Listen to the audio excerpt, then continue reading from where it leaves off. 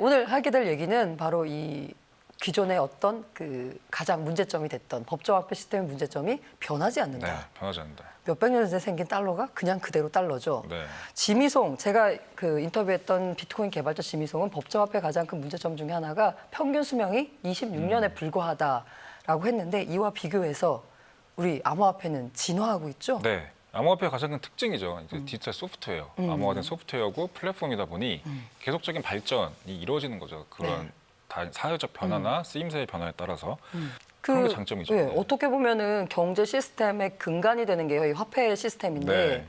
경제 시스템은 계속 발전하고 변하는데 화폐는 그대로다. 네. 이 말이 안 맞는 건데 이런 측면에서 봤을 때 참 매력적이에요. 암호화폐는 계속 진화하니까. 네. 그러면 이제 이 진화하는 이 화폐 중 우리가 다루게 되는 이더리움. 이 이더리움은 어떻게 진화하는지 한번 살펴보기 위해서 이 비탈릭 부테린이 애초 제시한 이 4단계 발전 로드맵이 네. 있다고요.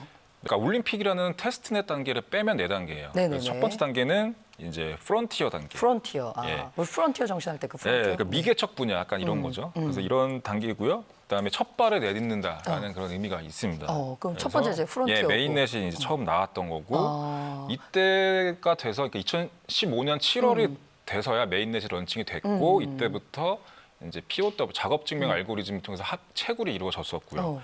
그다음에 D앱을 실행할 수 있는 무대를 만들기 위한 그런 버그 테스트 같은 것들이 굉장히 활발하게 이제 이루어졌던 시기죠. 그럼 1단계는 프론티어다. 그럼 네. 2단계는 뭔가요? 2단계는 이제 홈스테드라고 하는데요. 사실 이거 제일 많이 봤어요. 네, 그러니까 이게 이더리움 블로그에서 메인 대문 화면이기도 했었고, 그래서 홈스테드가 이제 영어로 보면은 뭐 농장, 주택 약간 이런 거거든요. 아. 예. 그래서 뭐 이렇게 그런 대지 위에 쌓여 있는 건축하는 그런 네네네. 집 같은 것들이죠. 그러니까 이거를 집을 이제 보통 이제 디앱이라고 표현을 네네네. 디앱을 얘기하는 것 같아요. 네네네. 그래서 디앱들이 잘 올라갈 수 있도록 플랫폼 위에서 뭐 속도 같은 거를 개선한다거나 버그를 좀 더 수정을 한다거나 뭐 이런 다양한 안정성을 좀 더 높인다거나 높이고, 이런 업그레이드가 이루어졌던 때가 홈스테드죠. 그래서 이거가 출시되고 나서 2달 뒤에 네네네. 이제 바로 이제 디앱이 큰 게 하나 등장을 했었죠. 네. 그게 이제 더 다오. 홈스테드 출시 이후 2 달 만에 딱 등장을 했었죠. 그럼 그 다음 단계는 뭐가 되는 건가요? 그 다음 단계는 이제 메트로폴리스. 저희가 대도시의 뜻이죠, 메트로폴리스가. 수많은 디앱들로 네, 대도시처럼 그렇죠, 도시가 운전 성실을 만들어지는 이루는 거네. 그런 것들을 표현을 했었고요. 네. 그래서 정말 굉장히 많은 그 속도 처리에 있어서 주안점을 둔 기능들이 많이 업그레이드를 됐었고 1단계에서 1단계가 지금 이 메트로폴리스를 2단계로 나눴잖아요. 예. 첫 번째 단계는 이제 비잔티움이라고 이게 하죠. 바로 지난해 10월에 진행된 거라서 네. 지금 현재 우리가 비잔티움 업그레이드 단계에 있다라고 볼 수 있는 건가요? 비잔티움은 업그레이드 됐고 작년에 지금 현재는 이제 맞아요. 지금 현재는 비잔티움 단계인 거죠. 그 콘스탄티노플 이제 해야 되는 거잖아요. 네, 해야 되는 거고 이게 내년 1월이나 2월로 연기됐었죠. 메트로폴리스 단계, 콘스탄티노플 단계에서는 이제 디앱들이 엄청 많이 생겨야 되는 단계잖아요. 네네네. 그래서 속도를 굉장히 빨리 향상시켜야 되기 네네네. 때문에 그 기존의 작업 증명 알고리즘 말고 지분 증명 알고리즘으로 바꾸겠다. 소위 말하는 그 포스. 네, 그거에 대한 준비 작업이 이루어질 거다. 그다음에 마지막에 세레니티 단계. 세레니티. 예. 이 단어는 약간 고요한 단계, 고요한 평화로움 막 이런 거. 그러니까 진짜 큰 뭐 메가 디앱 같은 것들이 네네네. 이제 이더리움 위에 막 올라가 있고 네네. 이게 너무 잘 돌아가고 있는 거죠. 네네네. 별 문제 없이. 이게 마지막 단계라고 보시면 될 것 같아요. 그리고 하루빨리 세레니티 단계가 와서 그 블록체인은 아무것도 아니다라는 우려를 불식시켜줬으면 그러니까요. 합니다. 메트로폴리스 1단계가 바로 이 비잔티움 업그레이드였는데 여기 적용됐던 기술 중에 GK 스낙스라는 GK 기술이 스낙스, 있어요. 예. 뭐 이름도 어려워요. 이름이 되게 어려워요. 이게 그래서 어려운데 알면 재밌는 개념이에요. 이게. 네. 그리고 이더리움의 속도를 향상시켜줄 그 키 기술 중에 하나거든요. 그럼 이게 GK 스낙스가 영지식 증명의 간결한 비상호적 논증. 네. 뭐 어려운데 일단 영지식 증명이 네. 뭔가요? GK 스나크 앞에 GK만 알아도 된다. 예. GK가 영지식 제로 네, 날리지. 제로 날리지라는 거죠. 제로 날리지 프로프. 그냥 되게 쉬워요. 그래서 보면 제로 날리지. 네, 제로 날리지예요. 영지식. 공개하지 않고도. 그러니까 공개를 안 하니까 영지식인 거죠. 예.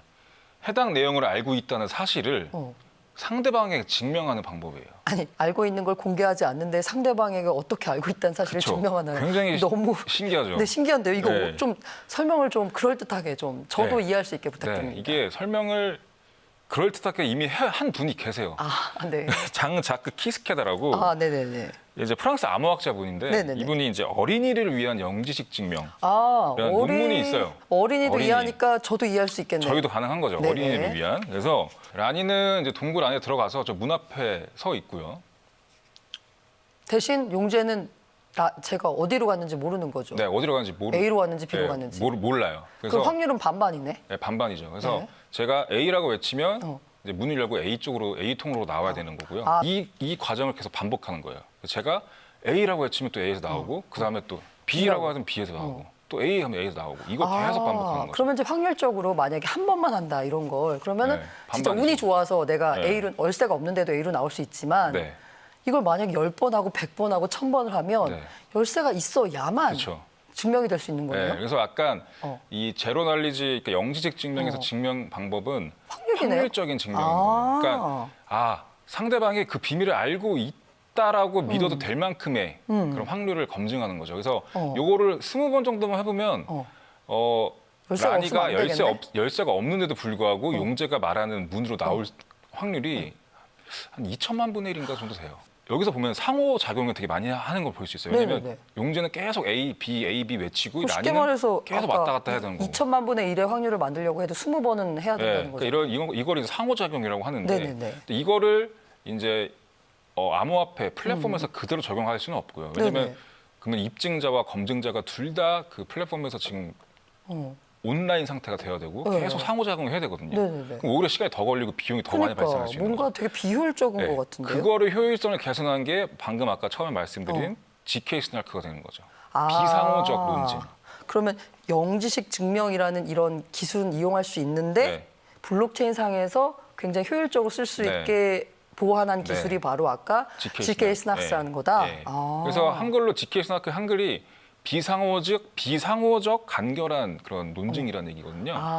그러니까 정말 단편적인 정보 하나. 근데 그 정보도 그 비밀 정보가 아니라 그 비밀을 해시한 누가 봐도 모르는 그런 정보들만 딱 던지면 막 되면서 이제 그 검증이 끝나는 거죠. 네네. 이더리움 같은 경우는 이렇게 이 비탈릭은 이걸 사용하게 되면은 초당 500 TPS는 나올 수 있다라고 이제 문서를 리포트를 발표하기도 했었죠. 그 이더리움이 비트코인보다는 현재 제가 아는 수준에서는 비트코인이 초당 거래 처리 건수가 네. TPS가 5건에서 7건이고 이더리움이 15건에서 20건이라고 하는데 네.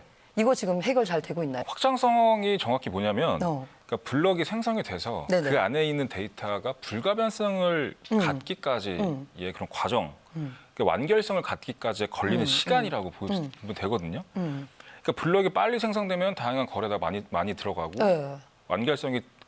빨리 완결되면은 거래가 많이 되니까 이게 빨라지는 건데 근데 이게 보통 그래서 노드들이 이걸 다 검증을 하잖아요. 노드들이 상호 이제 작용을 하면서 수많은 노드들이 그래서 이걸 확장성을 쉽게 올리는 방법은 노드 수를 줄이는 거예요. 네, 노드들끼리 검증하고 원장을 공유하고 뭐 이렇게 커뮤니케이션에 드는 시간을 노드 수를 줄여서 그냥 절약하는 거죠. 그럼 자연스럽게 당연히 TPS는 올라갑니다. 이제 여기서 나오게 되는 문제가 바로 이 약간 이더리움과 이오스 진영 간의 철학적 갈등인데요. 네.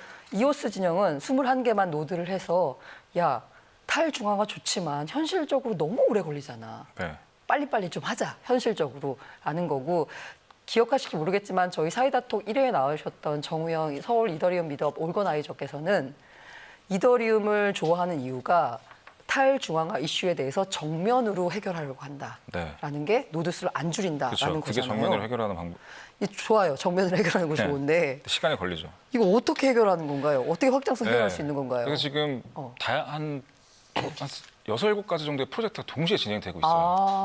네. 그래서 저희가 뭐 좀 유념해서 봐야 될 네네네. 것들, 좀 중요한 것들은 지금 제가 말씀드리는 POS 지분 증명 네네, 방식, 지분 증명. 이 합의 알고리즘을 보셔야 되고요. 그 다음에 뒤에 나올 샤딩, 샤딩 분할해서 이제 분할해서 처리하는 데이터 기술인데 뒤에서 다시 말씀드릴 거예요. 그래서 이 두 가지 기술을 좀 근데 본격적으로 봐야 될 것 저희가 같아요. 이제 무의식적으로 저희 이제 진행자들이 계속 지분증명이라는 말을 쓰는데 네. 사실 작업증명과는 약간 다른 방식인데 작업증명은 저희가 비트코인 할 때 다뤘잖아요. 네. 지분증명 한 번만 다시 짚고 넘어가자면 뭐가 예, 될까요? 그러니까 지분을 투입한 사람들이 네. 그 블록 검증하는 그런 자격을 받는 거고요. 네네네. 그러니까 채굴자들이 사라지고 어, 나는 내 이더리움 맡기고 나는 블록 증명하는 사람이 될게라고 아. 하면서 블록을 증명하는 거예요. 그래서 네네네.